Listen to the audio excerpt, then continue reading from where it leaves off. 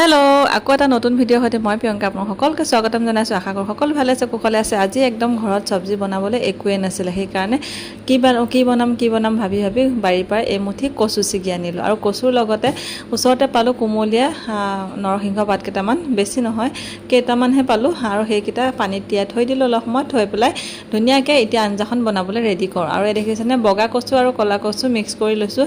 যিহেতু ল'ৰা আৰু মইহে, সেইকাৰণে কম পৰিমাণটো একেবাৰে কম আৰু মানুহ কম হ'লে বস্তুৰ পৰিমাণো কমকৈ বনোৱা যায়। আৰু কমকৈ বনোৱা আঞ্জাখনৰ সোৱাদটো খুব সুকীয়া হয়।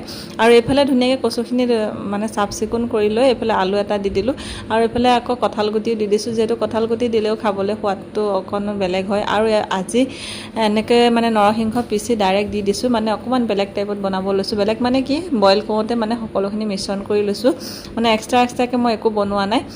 যিহেতু এতিয়া খুব ৰ'দ দি আছে আৰু এনেকুৱা ৰ'দত কচু একেবাৰে নধৰে, সেইকাৰণে বইল কৰি পানীটো পেলাই লোৱা নাই। একেবাৰে বইল কৰি তৰকাৰীখিনি তেল মাৰিহে দিম। আৰু ইয়াত দেখিছেনে গোটা জিৰা, ধনিয়া আৰু জালুক, জিৰা, নহৰু, আদা সকলোখিনি দি ধুনীয়াকৈ পটাত পিচি ল'লোঁ। আৰু কেৰাহীখন পাতি দি তেলকণ গৰম হোৱাৰ পিছতে ধুনীয়াকৈ তেজপাত এটা দিলোঁ আৰু শুকান জলকীয়া এটা দি ধুনীয়াকৈ এইকণ ৰঙা হোৱালৈকে অকণমান ৰখি পিঁয়াজ দি দিলোঁ।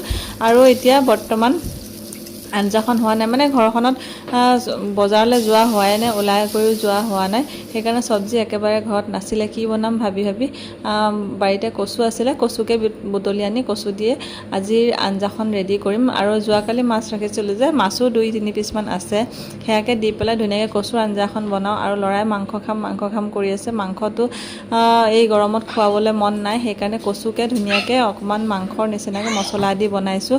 আৰু কচুকণৰ সোৱাদটো বেছি ধুনীয়া হ'বৰ কাৰণে মই আকৌ তাতে দি দিলোঁ অকণমান কলাখাৰ দিলে আকৌ কচুৰ আঞ্জাখনৰ সোৱাদটো একদম মিঠা হৈ যায়, খাবলৈ খুব টেষ্টি হয়। আৰু কচুখিনি উতল অহাৰ পিছতে মাছকণ দি দিছোঁ। আৰু যিহেতু কচুত এনেকৈ মাছ পৰি গ'লে কচুৰ সোৱাদটো খুব সুকীয়া হৈ যায়, ধুনীয়া হৈ যায়। আৰু জুইত বনালে বেছি টেষ্টি হয়। যিহেতু জুইত এতিয়া বনাব পৰা হোৱা নাই, কিয় জানেনে, বৰষুণ পৰি আছে আৰু চৌকাটোৰ অৱস্থাই নাইকিয়া হৈ আছে। আৰু এইফালে ধুনীয়াকৈ তৰকাৰীখনৰ লাষ্টত দি দিছোঁ একদম নেমু পাত দুটা। এনেকৈ কচু আঞ্জা বনালে লাষ্টত নেমু পাত দুটা দি দিবচোন, একদম কচু তৰকাৰীখনৰ সোৱাদটো খুবেই বেছি ধুনীয়া হৈ যায়। আৰু এইফালে মোৰ দুপৰীয়াৰ আঞ্জাকণ ৰেডি হৈ গ'ল, কচু, কঁঠাল গুটি আৰু নৰসিংহ দি বনোৱা একে সুন্দৰ এখন আঞ্জা। যিহেতু কচুটো খাই বহুত বেছি ভালে পাওঁ। আৰু ইয়াত ধুনীয়াকৈ মোৰ ৰেডি হৈ গ'ল তৰকাৰীকণ।